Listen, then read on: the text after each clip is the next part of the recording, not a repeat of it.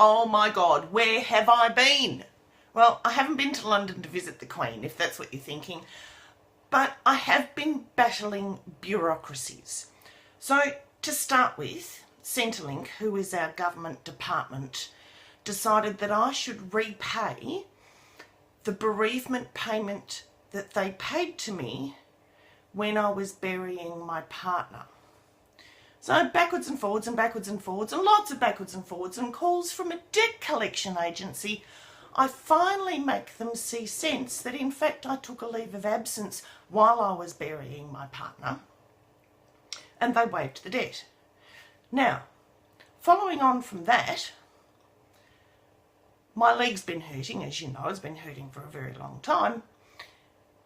And now the insurance company that are responsible for looking after accidents want me to prove that it wasn't my fault. So here is my car and here is my leg.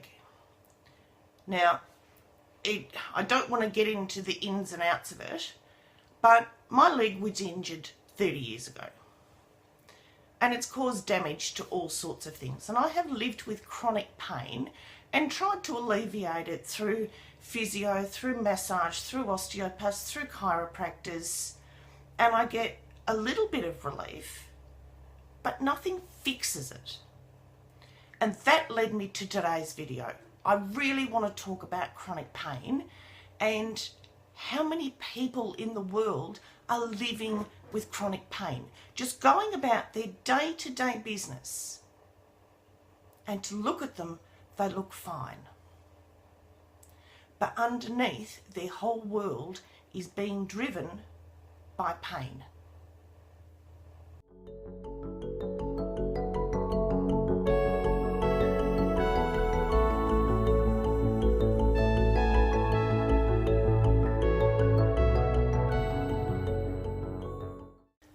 Chronic pain is the proverbial pain in the butt. And mine's literally a pain in the butt and the hip and the lower back. Mine's caused by trochanteric bursitis with a gluteus medius tear, gluteus minimus tendinopathy, breakaway ossification to the abductors, gluteus maximus wasting with adipose deposits, and a delayed positive Trendelenburg test. And wait for it,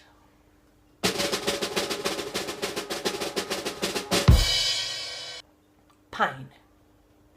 And while you're digesting that mouthful, don't think I've forgotten about the Indian space program, because Dr. Shivan has just announced their latest mission, going to the sun. They're going to go to that hot ball of brightness up there. So I need to do some exploring. I need to find out why they're going to the sun. I need to find out how they're going to go to the sun. I need to know how they're going to protect themselves from just being burnt to a crisp. But that's not this video. This video is about chronic pain. And I talk about chronic pain. 1 in 5 people live every day with chronic pain. And it's so substantial that we really have to do something about improving people's standards of life. So this video is about chronic pain, not just pain. Now, normal pain might be when you step on the Lego at 3 o'clock in the morning trying to go to the toilet. Or you might cut yourself when you're chopping up vegetables for dinner. Or you might get a bruise because you bang into the table carrying some boxes. Or you get stung by a bee, or a toddler bites you. You get the idea. There are worse examples of acute pain, like when you're in a car accident, or if you fall off a building in a work injury. But I think I'll spare you the gory details, because this video is more about pain than about gore. With acute pain, we have a stimulus, and that triggers our pain receptors, and then that sends a message to our brain via our nociceptors, or our nerve pathways. With chronic pain, you don't have that stimulus, but you do have the nerve fibres going up to the brain, telling the brain that something is wrong, and the brain goes, oh, well, it's come up via these nociceptors, it must be pain. So when this message goes up to the brain, it actually sends a skewed message because there isn't that direct stimulus. And so the brain goes, oh, that's a lot of message coming up those fibres. I must be in a lot of pain, or maybe I'm in a little bit of pain, when in fact the injury or what has perhaps long since healed has gone.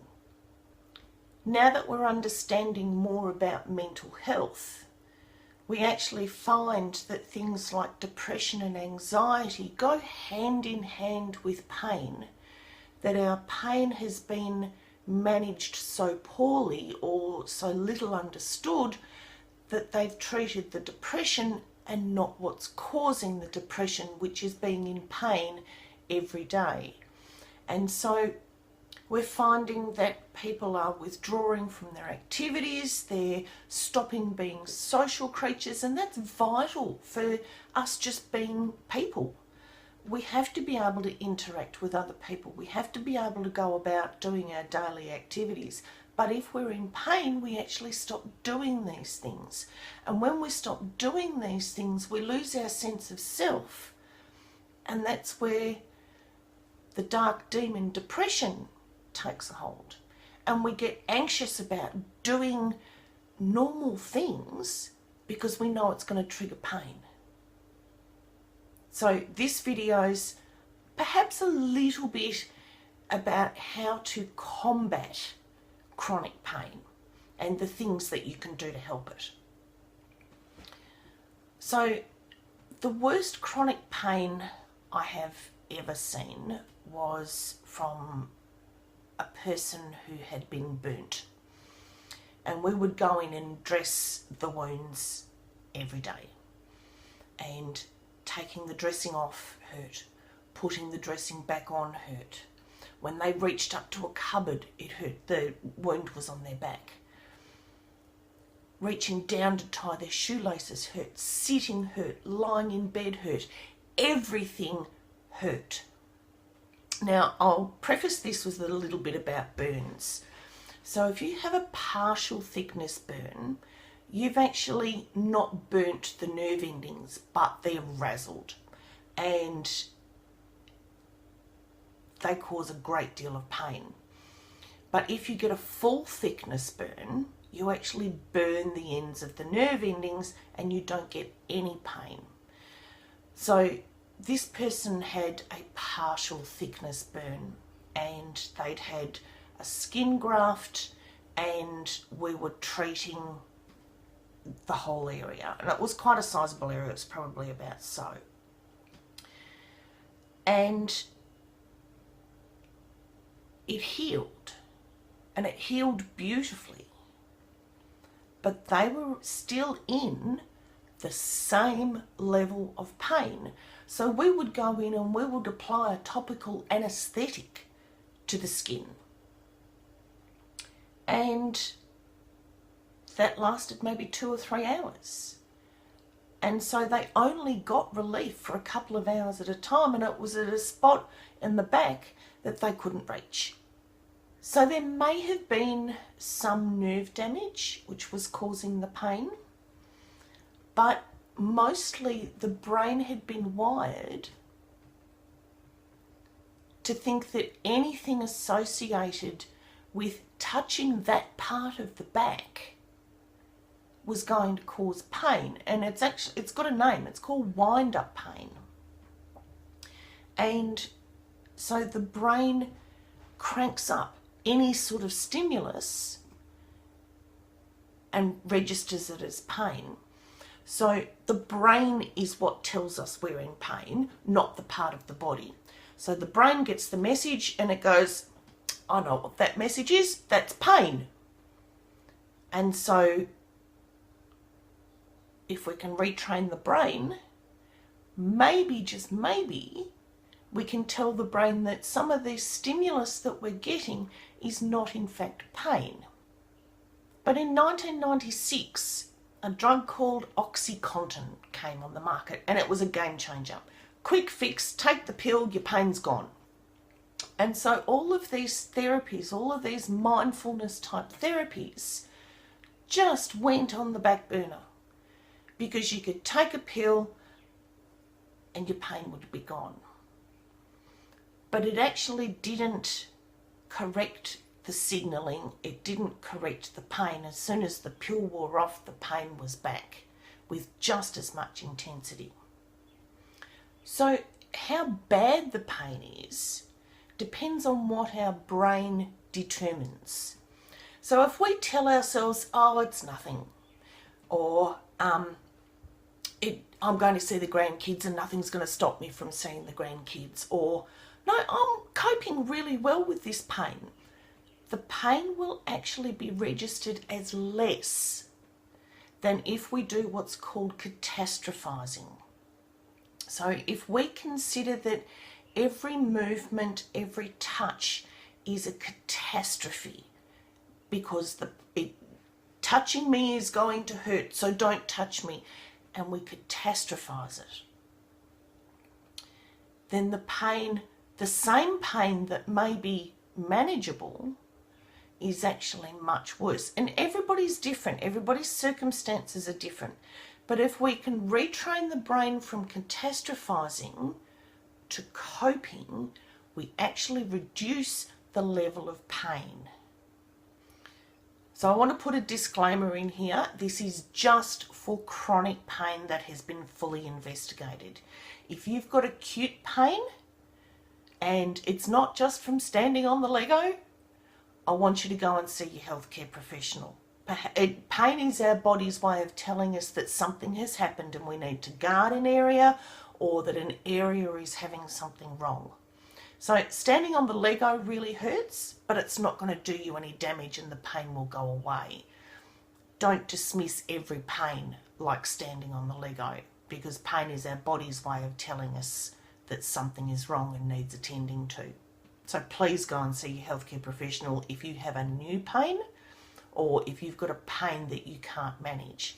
Anyway, if you've got a pain, go and see your healthcare professional, whether it's chronic or acute. But chronic pain can be dealt with in a different way. So what I want you to do is I want you to go to your healthcare professional and I want you to ask to be referred to a pain rehabilitation program. So many countries around the world have it, Australia, United States, all through Europe, India, Russia. I couldn't find anything in China, but there's a lot of people in China, and I'm sure people in China have pain. So they will have pain clinics as well. So go and ask for a referral to a pain rehabilitation program, or a pain specialist, or a pain clinic. Now, these are, I'm going to say relatively new, but they've been going for, I don't know, 30 years or more. Prior to that, pain was absolutely ignored in terms of our ability to recover, our ability to live a healthy life, the connection with mental health. So we've gradually learned more and more and more about pain, and how treating pain can often treat other things. If our body is focusing on managing the pain, and you've got, say, for example, surgery with a wound and things that need to heal on the inside, then your body is focusing on managing the pain, not focusing on healing the injury. And what they found is that people, when they manage their pain, their injuries heal quicker. Let's get back to the pain rehabilitation programs. So they have 9 core values. Some of them might have 8 or 7, some of them might have 10 or 11, but in essence they have 9. So the first one is pull therapy. So pull therapy looks at hydrotherapy, and it's a warm water. It's loaded with salt, so it makes you buoyant. The warm water manages pain like you wouldn't believe. It's like having a heat pack that's just cuddling you. They look at reconditioning the body. So you might have one damaged area, but if you recondition the areas around it, then that damaged area is now supported. So they look at strengthening and stretching exercises. They look at relaxation techniques. Now, if you're thinking about going to do something and you're going to be in pain, your anxiety levels are going to rise. So you need coping mechanisms to deal with the anxiety. And so you need to be able to relax so that you can go into the activity without an expectation of having high levels of pain. There's coping skills training. And this is where I'm talking about going from catastrophizing to coping. So that if you tell yourself that you're going to see your kids or your grandkids, or you're going to see a concert or something like that, come hell or high water, no pain's going to stop me, then that's going to decrease your level of pain. So the coping skills training trains you from your self-talk where everything is a catastrophe. And I don't want to belittle your pain. Catastrophizing is a coping mechanism in itself. It's guarding you from doing things that are going to cause you pain. But in fact, what it's doing is it's increasing your level of pain. Coupled with this is likely to be some psychotherapy. So the psychotherapy tries to unravel all the damage that this chronic pain has done to us. So I know after the accident, I didn't want to go out because it was a pain in the neck, it hurt, I had to, now pay for taxis, I had to have people stare at me, I had to worry about how many steps there were, and so there were all sorts of things that I needed to unravel in order to get back to a normal working day. And then there's meds. So with the introduction of OxyContin, people have exploded in the amount of narcotic drugs that they are taking. And so coupled with all of this, we can taper down the narcotic drugs, we can lower the incidence of opioid abuse and addiction, and we can get back to people perhaps managing just on perhaps some Panadol.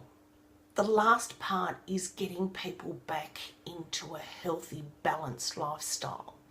So whether that's going back to work, maybe not in the same way that they were working before, maybe not in the same job they were working before, maybe not at the same extent or the amount of days and hours that they were working before, but getting back to being useful in that balanced way so that you feel like you're being useful and you get an appropriate amount of leisure time.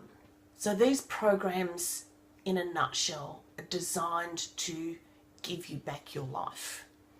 That if your life has stopped because of chronic pain, these programs are designed little bit by little bit to reintroduce you to the world that you used to have. It might be a different kind of world because you have to do things differently, but it will improve your ability to interact with your kids, interact with your peers, get back to some sort of work and feel useful with your day. In effect, it really does give you your life back. And I've talked about these pain rehabilitation programs or pain clinics in terms of adults. But children have chronic pain too. And there are a number of afflictions that children suffer that adults don't. And so we often don't understand children's pain well. And so these chronic rehabilitation programs are perfect to get your children involved in. If you have a child who has chronic pain, see your healthcare professional and get them into a pain clinic, get them into a pain rehabilitation program. So hopefully this has been a really good insight into pain, into chronic pain, and into what we can do about it, and how amazing the brain is that we can retrain our understanding of our own pain, and we can actually have less pain because of it. So this has been another video from the Nurses Hub. If you're not yet part of the village, hit the subscribe button, hit the bell, and share the love. And thanks for watching.